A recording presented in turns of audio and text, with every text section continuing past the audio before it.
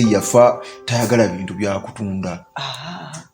Kubanga naye gyali tasobola kusanyuka olw'okuba yaleka ekiwandiiko ate babatti olw'okuba ekiwandiiko kyagamba temuseetuka mu kifo nedda era naye ajja kisanyukira agambe abaana bange bajja kubeera mu mirembe atirisiti nze nsigalewo kubanga nze twali kibaagala kunkola era nja kuba nsigala nkuuma eddami kyeryagamba titemutundanga mubeerengawo nja kusigalawo naye ate gwoge n'ofuna essanyu.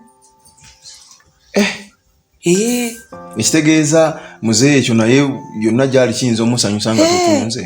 Kubanga tasobola kuba mu ssanyu nga alaba muli mu ddukadduka eno bamusibye eno simaye bamuse eno naye tebisobola musanyusa. So bwemwetongola ne mugenda omanyi n'okukulira ku kyalo n'ofumbirwa ku kyalo kyekimu n'ozaalira ku kyalo kyekimu n'okaddiwira ku si kirungi. Osanga emikisa gy'ekyalo gino gyaliwo luli eri kitaawo bwe yagulira wano oba onfuna.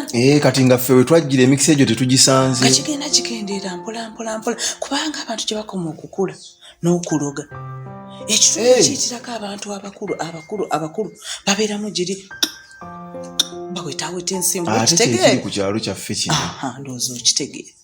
Kati bwe mugenda ne mweyawula wano n'otandika ekyalo ekipya. Ekitegeeza bwe tuva wano ne tubaako gye tulaga tusobola osanga yeeyo emikisa emipya kwegamba nga wano tewabadde tewakyali mikisa gyaffe kubanga buli abalaba abeera abasuubira mu kipya.